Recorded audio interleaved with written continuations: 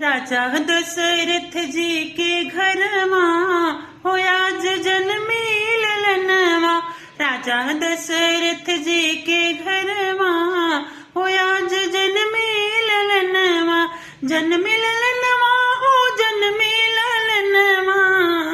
राजा दशरथ जी के घर होया जन्मे ललनवा। रानी कौशल्या जी पलना झूलावे। रानी कौशल्या जी पलना झूलावे। पलना झूलावे हो पलना झूलावे। बाजे सातो सुर में भजनवा।